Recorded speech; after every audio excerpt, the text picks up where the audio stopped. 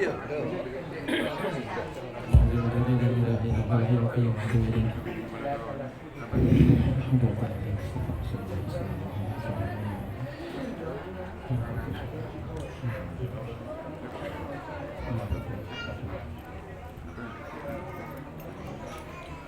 الفاتحة ورحمة الله وبركاته. أعوذ بالله من الشيطان الرجيم. بسم الله الرحمن الرحيم.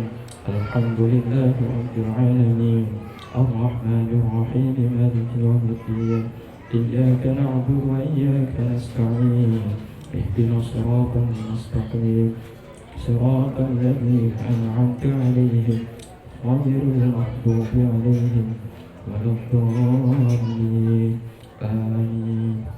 بسم الله الرحمن الرحيم. Assalamualaikum warahmatullahi wabarakatuh. Waalaikumsalam. Alhamdulillah wassalatu wassalamu ala rasulillah wa ala alihi wa ashabihi ajma'in, amma ba'du. Rabbi shrah li sadri wa yassir li amri wahlul 'uqdatam min lisani yafqahu qawli. Jemaah takziah malam keempat di rumah duka almarhum ayahanda kita, saudara kita bersama Jasri bin Abdullah, yang beliau malam ini telah berpulang ke rahmatullah di alam yang berbeda, alam terminal transisi, menunggu datangnya jemputan untuk dibawa ke kampung halaman. Kampung halaman itu masih jauh. Kita akan menuju kepada fase akhir kehidupan manusia, yaitu fase surga dan neraka. Maka jangan lupa alamat kampung kita.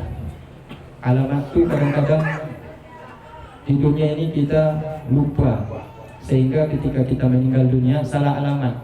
Waktu pulang kampung bukan ke surga, tapi pulangnya ke neraka. Kenapa saya bilang kampung asli kita itu surga? Karena nenek kita, kakek kita semua itu satu, Adam dan Hawa. Semuanya itu berasal, keduanya itu di dalam surga. Mereka hidup pertama kali di dalam surga. Cuma kemudian ada sedikit kehendak Allah mentakdirkan keduanya harus dikeluarkan dari surga. Cuma sebabnya itu memang kehendak Allah. Itu mereka memakan buah khuldi. Nah, sesudah keluar dari surga, maka kitalah seterusnya di dunia ini hidup sampai kiamat, akan terus beranak pinak hingga sampai datangnya kiamat. Maka di dunia ini bukan tempat untuk bersantai dan berleha-leha. Dunia ini sekolah ayat. Dunia ini sebenarnya madrasah. Bahasa Arabnya sekolah itu madrasah. Dunia ini sekolah yang paling besar dalam kehidupan manusia. Siapapun manusia itu, apakah kafirkah dia, apakah mukminkah dia, ataukah muslim KTP alias munafik. Ini sekolah bagi kita. Sama seperti ketika selesai SD dapat ijazah SD, betul tidak? Ketika kita tamat SMP dapat tidak ijazah SMP? Ayah-ayah ibu yang tahun 50-an, 60-an sebelum kemerdekaan itu kan ada SR, sekolah rakyat. Dapat juga ijazah, yaitu sekolah rakyat. Jadi tamat S3, yaitu SD, SMP, SMP, SMA. Tamat S3 kan? Nah, tamat S3. Tamat S3 dapat ijazah aliyah. Masuk lagi S1, S2, S3 selanjutnya di kampus dapat, yaitu lisensi. Kayak saya di Kairo dapat S1 Al-Azhar. Kemudian sambung S2 dapat magister, master, artinya guru, sudah boleh untuk mengajar. Dapat lagi doktor, berarti maha guru, dapat titel, dapat ijazah. Tapi semua itu dihapus oleh Allah Ta'ala. Ketika meninggal dunia, tidak disebut lagi titel-titel dunia tersebut, tetapi titel yang tertinggal hanya al-mal'un dan al-marhum. Yang pertama dilaknat, yang kedua dirahmati oleh Allah Ta'ala. Fir'aun al-mal'un dilaknat oleh Allah Ta'ala. Harun al-marhum dirahmati oleh Allah. Karun al-mal'un dilaknat oleh Allah Ta'ala. Abu Lahab, Abu Jahal dilaknat oleh Allah Ta'ala. Rasulullah dan para sahabat serta semua pengikutnya yang setia, yang ikhlas, taat mengikuti tuntunan Rasulullah, maka mereka layak dan pantas untuk mendapatkan titel terakhir, lulus dalam ujian kehidupan di dunia dengan mendapatkan titel dari Allah, almarhum bagi yang laki-laki, almarhumah bagi yang wanita. Orang mukmin ada. Ayah, kita mau bilang bagaimana sekarang umat Islam ni? Kalau boleh dibilang, semakin lama, betul kata Rasulullah, ibarat buih di lautan. Persis yang digambarkan Rasulullah 1000 tahun yang lalu. Makin ramai umat Islam, makin beranak pinak umat Islam. Tetapi amal-amal pekerjaan sehari-harinya jauh daripada amal-amal yang diajarkan oleh Rasulullah. Rasul sudah sebelum wafat, Rasul katakan, saya tidak tinggal pusaka kepada Fatimah, saya tidak tinggalkan pusaka kepada Aisyah. Hartaku hanyalah aku titipkan kepada umatku secara keseluruhan, Al-Quran dan Sunnahku, kata Rasulullah sallallahu alaihi wasallam. Intamassaktum bihima, kalau kalian tetap kuat berpegang dengan Al-Quran, kuat berpegang dengan Sunnah, hadis-hadisku, tuntunanku yang menjelaskan kandungan Al-Quran, karena fungsi hadis itu adalah untuk menjelaskan Al-Quran. Lan tadillu abadan, kalian tidak akan pernah sesat selama-lamanya. Tapi untuk menjelaskan Al-Quran tersebut dan menjelaskan hadis itu, butuhlah kita kepada orang yang ahli di bidangnya. Yang ahli di bidangnya itu adalah para alim ulama. Fas'alu ahla dzikri in kuntum la ta'ala. Maka dekatlah dengan orang yang ahli. Kalau kalian punya masalah bengkel, jangan cari musuh dengan orang yang tukang gigit mobil. Nanti kalau kita rusak mobil, datang ke dia satu-satunya mekanik yang pintar membuat mobil, dia nggak mau lagi buat mobil kita. Kenapa? Kita kemarin berkelahi dengan dia. Dekati orang-orang yang punya keahlian tersebut. Ketika kita butuh, dia juga mau membantu. Begitu juga dengan alim ulama, dekati. Karena ulama itu tidak akan berguna, ilmunya tidak akan bermanfaat. Lebih banyak ilmu yang dia peroleh kalau tidak bermanfaat untuk manusia. Ada orang alim, tapi dia cuma di dalam rumah, tidak pernah berdakwah, tidak pernah dia datang kepada masyarakat menjelaskan tentang tuntunan Rasulullah, perintah Allah, larangan Allah. Sia-sia ilmu yang dia peroleh, hanya berguna untuk diri sendiri. Jadi apa yang diperintah Rasulullah, sebaik-baik manusia adalah orang paling berguna, tidak dipraktekkan. Paling dia cuma berfikir, alah yang penting saya udah dapat ilmu, penting saya tahu solat, saya dah tahu hukum halal dan haram, penting saya selamat, saya tidak peduli. Orang yang semacam ini egois. Orang yang semacam ini tidak bermanfaat ilmunya. Berkah tidak dia peroleh. Dengan ilmu yang dia dapat tidak bermanfaat untuk kaum muslimin. Maka jamaah yang dimuliakan Allah Subhanahu wa taala, kembali lagi bahwa Rasulullah sallallahu alaihi wasallam hanya menitipkan Al-Qur'an dan hadis. Kalau seandainya kita ingin lebih jelas, datang kepada para ulama, merekalah tempat kita bertanya, karena sesuai dengan keahliannya, yaitu memahami tentang ilmu agama. Kaum muslimin jamaah takziah yang dimuliakan oleh Allah Subhanahu wa taala. Malam ini malam yang keempat. Tentu almarhum ini, kalau boleh kita bilang, berada di alam baru. Yang tadinya dia merasa setiap kita yang meninggal dunia akan terkejut ketika kita masuk di dalam liang kubur tersebut. Terlebih ketika dalam hadis itu dikatakan, ketika hamba ini sudah ditinggalkan oleh orang-orang yang dia cintai, 3 yang mengantar. Kata Rasulullah, ketika dibawa ke kubur mayat kita, jenazah kita, 3 yang mengantar. Pertama harta, yang kedua sahabat, kawan, kerabat, termasuk anak istri dan handai tolan, saudara-saudara. Yang terakhir yaitu amal. 2 mengantar sampai ke liang lahat, pulang. Apa itu? Harta, sahabat, keluarga dan anak cucu. Pulang mereka. Termasuk harta yang mengantar. Contoh harta yang mengantar, di situ ada bawa ketel-ketel, ada bawa ceret-ceret, di situ ada bawa Honda, ada bawa mobil, sampai ke kompleks kuburan saja. Tapi begitu udah ditanam, dia tinggal. Begitu juga kawan, tetangga, sahabat yang tiap hari kita nongkrong di warung kopi bercanda dengan dia tidak peduli lagi dengan kita. Dia tinggalkan kita. Padahal kita sehari-hari habis waktu kita kita dengan kawan kita. Demi kawan rela kita tinggalkan sholat. Demi kawan rela kita melaksanakan kewajiban kepada Allah Subhanahu wa taala. Gara-gara kita pertahankan hana mangat ngon. Hana mangat ku tinggal ngon. Ngon yang tinggal ditinggal citanya. Hana di perumahan tanya, hana diperduli kita, tidak dipedulikan kita. Udah dikubur ya udah selesai fardu kifayah, betul tidak? Sebatas itulah kewajiban kita. Meskipun itu kawan dekat kita, hanya sebatas itu.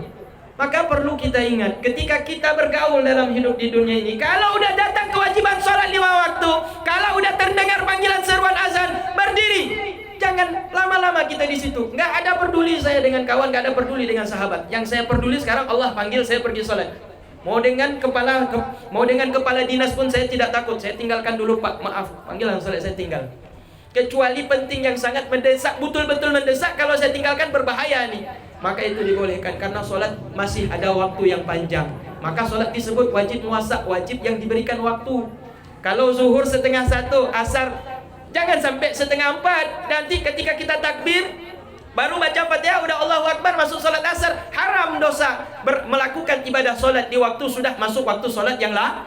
Jadi kita sholat di waktu ini, waktu 2-3 jam ini kemana saja?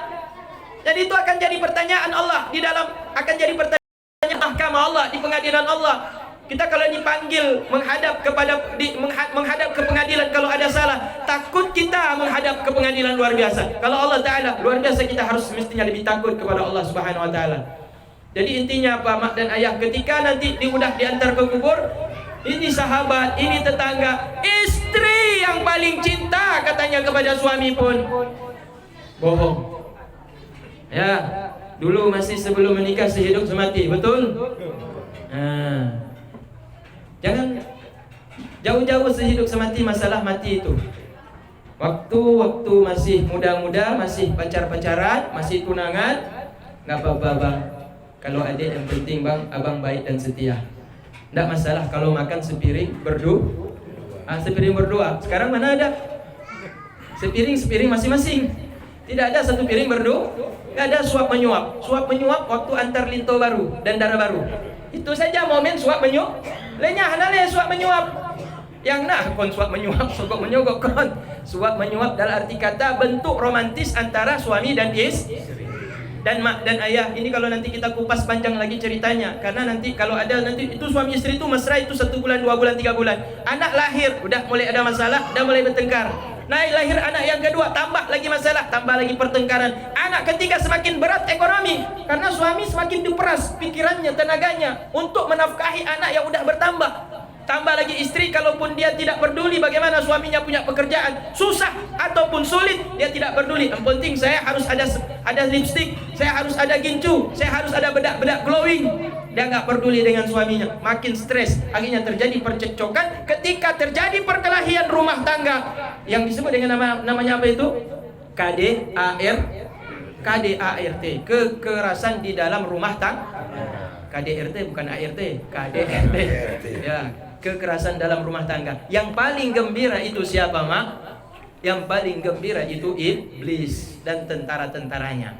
Ya, iblis ini Mak sebenarnya dia itulah biang kerok manusia ini dimasukkan ke dalam neraka. Didukung dengan nafsu yang ada di dalam hati. Tentara-tentara iblis itulah setan-setan. Setan yang terbagi kepada dua, setan jasmani, setan halus dan setan kasar. Setan halus yang mana? Setan halus ialah setan yang Allah ciptakan seperti jin-jin kafir, jin-jin yang durhaka kepada Allah Ta'ala.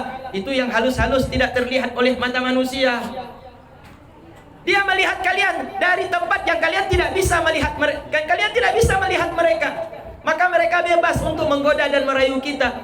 Mau sholat tahajud di waktu malam, tiba-tiba mau ambil air wudhu ke kamar mandi, merinding saya. Nggak jadi sholat tahajud karena takut di kamar mandi mungkin ada hantu pocong. Jadi nggak jadi dia tunda sholat tahajud. Mau pergi sholat ke masjid, keluar dari masjid mati lampu. Umak seputar kelap taknya hana mari ni kuja. Sebab kalau lewat situ ada yang berdiri-berdiri di bawah pohon. Takut dia. Nah, iblis yang makhluk halus ini dia mencegah untuk hamba yang ingin dekat kepada Allah agar menjauh. Ketika hamba ini menjauh maka dia senang. Yang kedua, setan kasar. Setan kasar itulah kita manusia.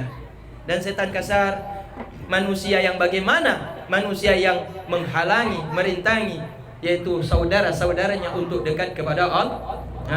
Ada kawan sedang santai di warung kopi, ada panggilan azan. Ai kiban, nyo kawate katruk ate nyo, tajak solat le. Ai cik ade anakku minta tengok untuk nawati along solat yang setan yang berarti itu setan. Karena dalam An-Nas jelas dikatakan min syarril waswasil khannas alladzi yuwaswisu fi sudurin nas minal jinnati wan, yang menghembuskan keraguan untuk dekat kepada Allah ada dua, jin dan manusia. Maka setan itu dua, setan jin dan setan manusia. Dedengkotnya, bosnya, biang keroknya itulah iblis. Iblis ini musuh bebuyutan kita. Siapa? Musuh bebuyutan kakek kita Nabiullah Adam alaihissalam. Kenapa? Karena dia duluan masuk surga. Dia duluan yang tinggal di surga. Giliran diciptakan Adam dan Hawa, dia diusir dari surga. Maka dendamnya sampai bukan 7 turunan. Sampai berapa turunan sudah kita hidup di dunia ini? Wallahu a'lam, sampai kiamat turunan Adam tetap akan menjadi musuh daripada iblis. Jamaah yang dimuliakan Allah. Maka suami istri ketika bertengkar, iblis itu tepuk tangan, dan ketika cerai, merdeka kata iblis. Ketika suami istri udah bercerai, maka ini merupakan satu kemenangan perjuangan syaitan. Jamaah yang dimuliakan Allah Subhanahu wa taala, maka suami istri itu ketika mereka masih muda sehidup semati. Tapi ketika suami sudah masuk ke liang kubur, sampai di sini bang, saya pulang bang, saya tidak mungkin bermalam di kubur nih bang. Cukuplah doa dan doa-doa yang saya baca di rumah saya akan kirim kepada abang. Sengsaralah abang di dalam kubur. Dek, jangan tinggalkan abang dalam kubur. Abang takut dek, tempat ini sempit dek, tempat ini gelap dek. Di sini ada cacing dek, sini ada lipan dek, di sini keluar ular dek. Demi Allah akan keluar makhluk-makhluk yang kita tidak pernah tengok di dalam tanah. Karena alam ini bukan alam dunia, alam ini alam barzakh. Dia berbeda dengan alam dunia. Maka yang muncul nanti ada ular yang memang ular tersebut besar, dan dia sanggup untuk memakan orang yang ada dalam kubur, termasuk orang-orang yang meninggalkan sholat 5 waktu, dipatok-patoknya sesuka-suka hatinya, dan kita teraniaya di dalam kubur. Kubur kalau kita perhatikan memang tenang ayah, tetapi seperti kata pepatah, sungai yang tenang belum tentu tidak menghanyut. Maka apa yang kita saksikan tidak seperti yang nampak. Dalam kubur itu ada yang diazab, ada yang sedang menikmati hasil ibadahnya ketika di dunia. Maka setiap orang itu akan mendapatkan balasan sesuai apa yang diamal ketika masih hidup di atas dunia yang fana ini. Harta pulang, istri tercinta pulang, anak pulang, pakcik pulang, makwa pulang, kawan pulang, yang setiap hari mereka bergaul dengan kita. Gara-gara mereka kita meninggalkan sholat. Mereka tidak lagi peduli, kita sendiri di dalam kubur. Maka yang tinggal dalam kubur siapa? 2 amal. Yang pertama amal buruk, yang kedua amal baik. Maka ketika ini pulang, 7 langkah kata Rasulullah, manusia terakhir yang ada di kubur itu menemani jenazah, menemani kubur itu. Keluar dia melangkah 1, 2, 3, 4. Dan demi Allah kata Rasulullah, setiap telapak kakinya itu kalian dengar dengan jelas. Bahkan lebih jelas pendengaran kalian Allah berikan, melebihi kalian mendengar ketika masih hidup di dunia. Kalian dengar, kalian panggil, tapi panggilan kalian tidak didengar oleh mereka yang sudah hidup. Jadi orang yang meninggal dalam kubur itu memanggil-manggil, wahai suamiku, wahai istriku, wahai anakku, wahai sahabatku yang setiap hari di warung kopi menemaniku main, menemaniku main ini main itu di warung kopi. Tunggu sebentar, aku takut sendirian. Mereka tidak dengar, tapi kita bicara kata Rasulullah. Mereka mendengar apa yang kita katakan, tapi kita tidak mendengar apa yang mereka katakan kata Rasulullah. Ketika ini sudah pergi, maka datanglah 2 sosok malaikat berwajah biru, berkulit hitam. 2 malaikat ini datang kata Rasulullah, dan mereka tidak ada sedikit pun bahasa yang lemah lembut. Mereka bicara dengan bahasa yang tegas. Wahai hamba Allah, siapakah engkau? Kemudian ditanya, siapa Tuhanmu? Man rabbuka? Siapa nabimu? Man nabiuka? Wa ma kiblatuka? Wa ma imamuka? Wa ma ikhwanuka? Kalau satu meleset, habis kita kena sempom kita. Habis kita dihantam dengan palu godam oleh dua malaikat tersebut dan remuklah kita dalam kubur. Kalau sanggup kita jawab berarti itu alamat selamat. Kalau tidak sanggup kita jawab berarti itu alamat binasa. Dan kalau binasa di dalam kubur berarti tanda lebih parah binasa kita di kemudian hari, yaitu di alam neraka. Jamaah yang dimuliakan Allah Taala. Sesudah malaikat ini menanya kepada kita, kalau salah dipukul, kalau tidak jawab, kalau benar betul pertanyaan itu kita jawab, maka dia akan berkata kepada sahabatnya, "Hai, pulang. Yang kapah haji jawab, kabutuy. Begawan lain malaikat yang tidur tu. Mungkar dan nakir kan? Mungkar tanya pada nakir. Tiba nakirnya kabutuy jawab, yang betul haji. Pulang. Bawa ju tanya. Anak perlu tak teman nyong ji.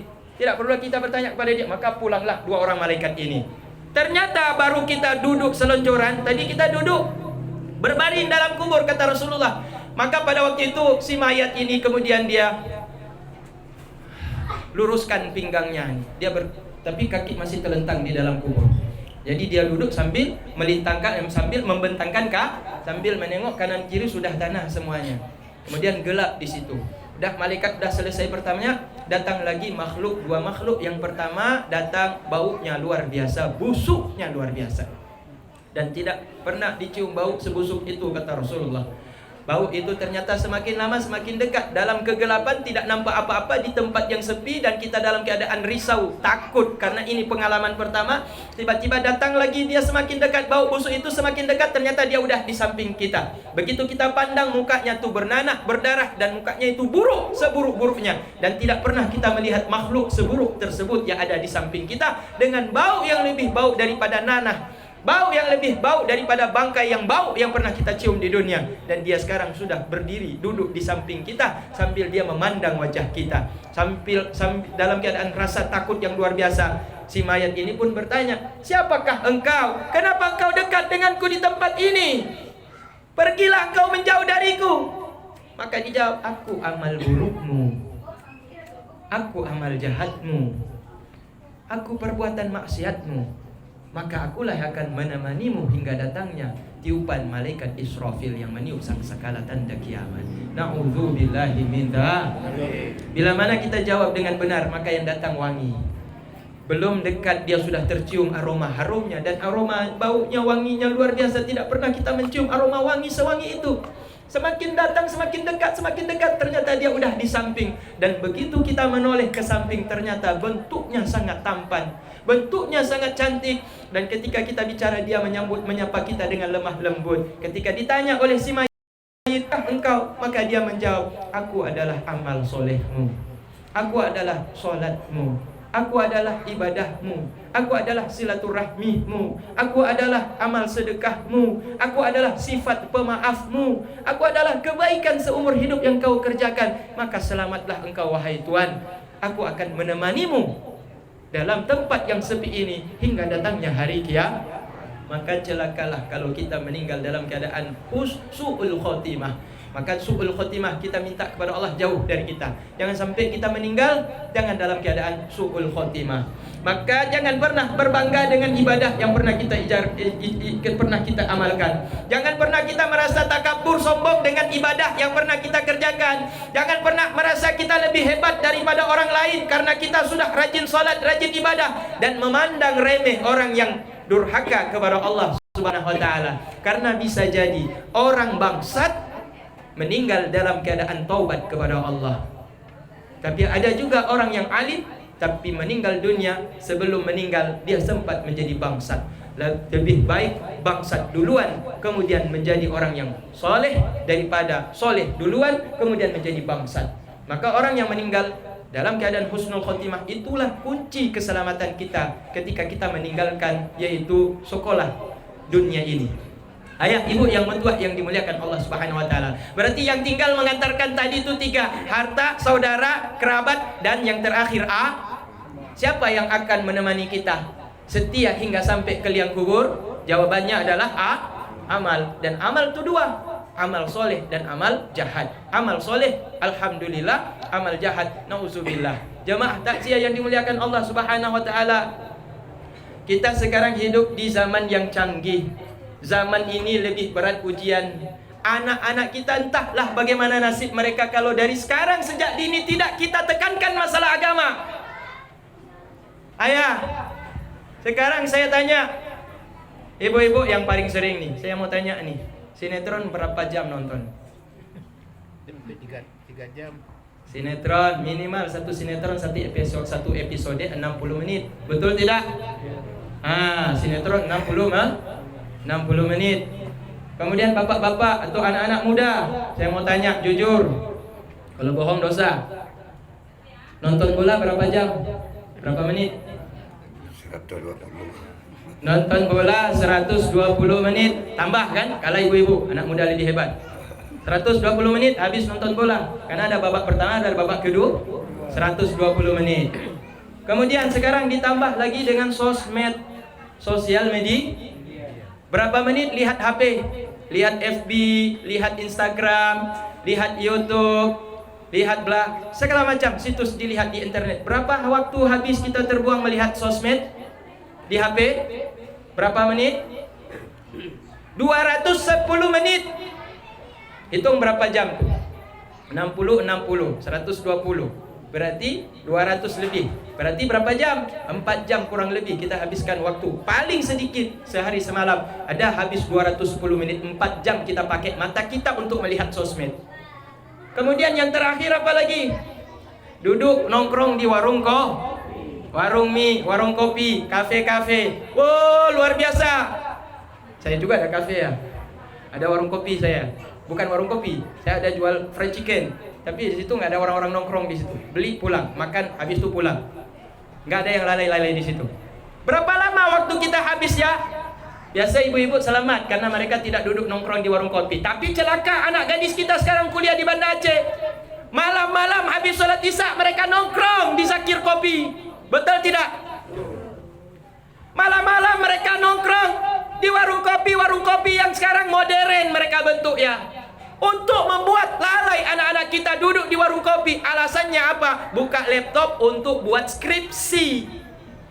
Buka laptop untuk buat tugas menyusun makalah. Tapi habis waktu berjam-jam ngobrol dengan pemuda-pemuda yang bukan abangnya, bukan adeknya. Yang jelas itu pacar. Dan disitulah kesempatan mereka mulai didekati iblis supaya mereka ciuman, pelukan dan akhirnya berujung mendapat titel MBA, Married by Accident. Menikah nggak punya ayah. Secara biologis ayahnya, tapi secara syariah itu ayah zina. Nauzubillahi min dzalik. Berarti di warung kopi habis waktu berapa? Waktu menit kita habiskan ayah? Warung kopi berapa menit kita habiskan ya? Lebih dari 210 menit kadang-kadang. Kopi satu cangkir habis 5 jam. Habis berapa bungkus rokok kita baru kopi itu habis baru kita keluar. Yang terakhir, nih pertanyaan terakhir, sholat berapa menit? Tadi sholat isya kita kan? Berapa menit kira-kira ya? 5 menit. Jujur sekali ya, 5 menit. Hai, nyo tak bagi-bagi kipan nyo manusia nyo sebenarnya hidup di dunia nyo. Sinetron ayah ibu-ibu, sinetron berapa menit tadi? Kita hitung lagi. Sinetron berapa menit? 60 Kemudian bola berapa menit? 120 menit. Sosial media, lihat HP berapa menit? 210 menit. Di warung kopi berapa menit? 300 menit. Waktu sholat berapa menit? 5 menit. La ilaha illallah. 5 menit ya Allah ya Rabbi ya Karim. Kita pun tinggalkan ya Allah. Udah cuma 5 menit Allah panggil kita. Kita pun cuma 5 menit tuh rasanya tidak ada apa-apanya. Tapi kita pun langkah kaki ini berat kali kita mau melangkah keluar dari warung kopi. Berat kali rasanya kita matikan televisi sinetron itu. Berat kali rasanya kita tinggalkan sepak bola untuk kita sholat syukur sujud kepada Allah Ta'ala. Berat kali rasanya kita matikan HP itu untuk kita sholat ketika datang panggilan dari Allah Ta'ala. Tapi untuk sholat cuma 5 menit kita diminta Allah untuk bersyukur, kita tinggalkan. Maka apakah tidak pantas kita diazab di kubur? Pantas tidak kita diazab di kubur?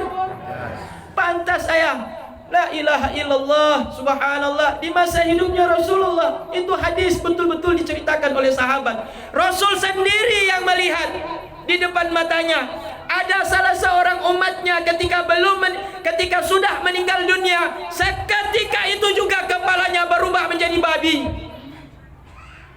Maka keluarganya datang pada Rasulullah, ya Rasulullah, tolong ya Rasulullah, ini kerabatku, ini saudaraku, kenapa udah berubah mukanya jadi babi ya Rasulullah? babi hitam ayah, babi hitam, babi hutan ayah. Maka datang Rasulullah, sayang Rasulullah.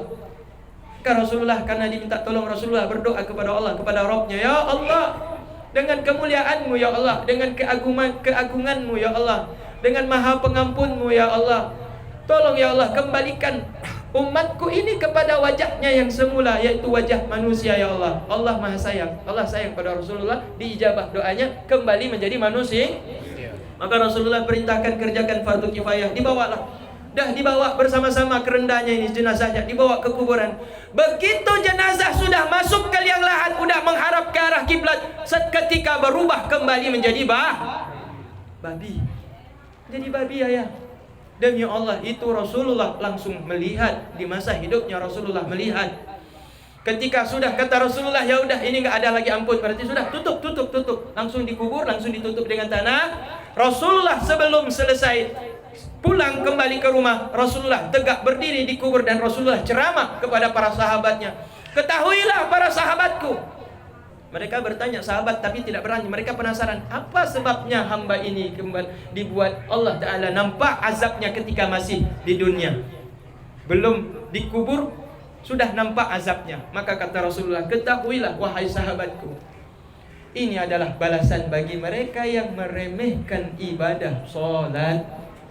Ini balasan bagi mereka yang meremehkan ibadah sholat 5 waktu, subuh, zuhur, asar, maghrib, ai. Jadi kunci kalau ingin selamat ayah, kerjakan sholat 5 waktu. Jangan kita menganggap remeh, jangan kita menganggap pekerjaan kita lebih penting daripada ibadah sholat. Karena pekerjaan itu tidak akan menyelamatkan kita dalam kubur dan di akhirat nanti. Tetapi yang paling utama adalah ibadah sholat. Yang lain bagaimana? Zakatnya gimana? Puasanya gimana? Kalau kurang bisa ditambal dengan sholat. Tapi kalau zakat, puasanya, hajinya, amal soleh yang lain sempurna, tapi sholatnya kurang, nggak bisa ditutup, ditambal sholat itu dengan ibadah yang lain. Maka fokus paling utama kita kerjakan ibadah yang wajib. Insya Allah kita akan diselamatkan oleh Allah dalam azab kubur tersebut. Ayah, ini waktunya udah terlalu panjang ya. Nanti jadi ceramah maulid nanti nih. Jadi belum baca doa udah bubar nanti anak-anak muda. Jadi pesan saya kepada anak-anak muda, batasi waktu. Kalau ingin lihat sosmed, batasi waktu. Kalau mau nongkrong supaya kita jadi anak gaul, boleh kita sekali-sekali nongkrong di warung kopi, di kafe-kafe. Tapi ingatlah waktu sholat. Udah waktu sholat, pulanglah kita untuk ibadah kepada Allah, ke rumah Allah Ta'ala. Ingat, kubur itu bukan untuk orang tua. Kubur tidak melihat. Kalau yang harus ditanam di dalam tempat kubur tersebut adalah orang yang tua renta.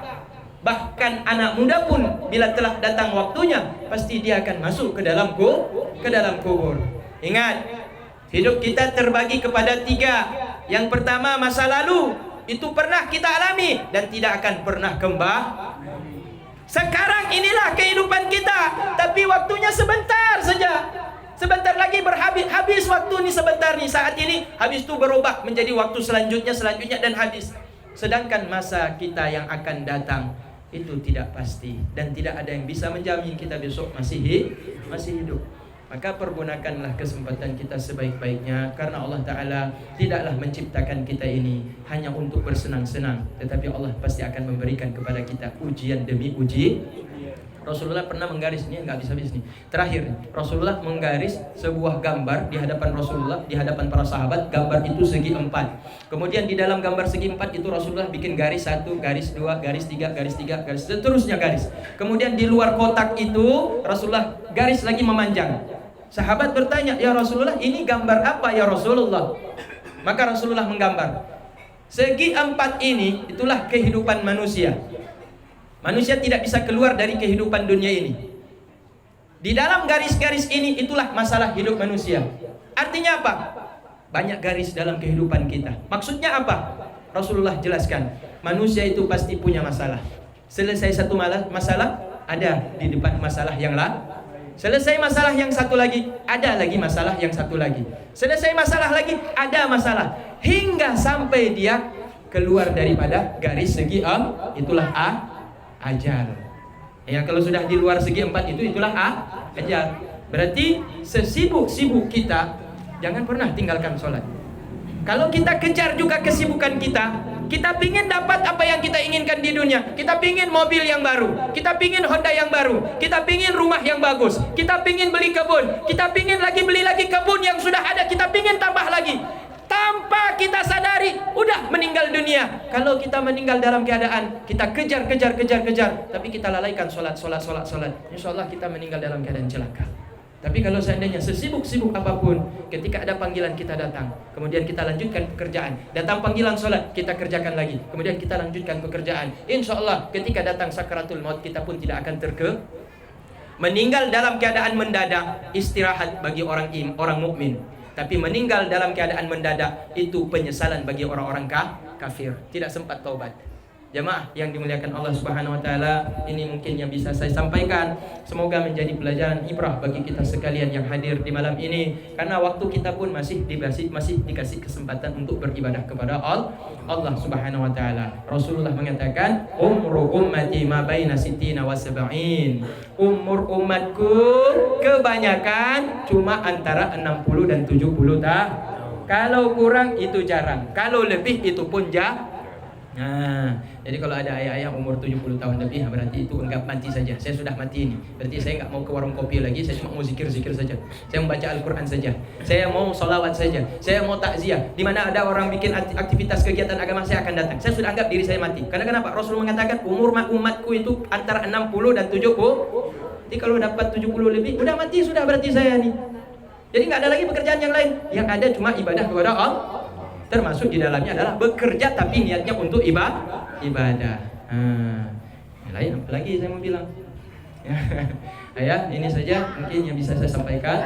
Kalau boleh nanti kita sambung dengan doa. Semoga almarhum Jasruddin Abdullah Allah berikan kelapangan di alam barzaknya, Allah berikan rahmatnya, Allah tambahkan rahmatnya, dan Allah maafkan semua kesalahannya kepada ahli keluarga, kepada ahli kerabat yang masih hidup, ahli warisnya. Semoga Allah berikan kesabaran, kekuatan dan ketabahan.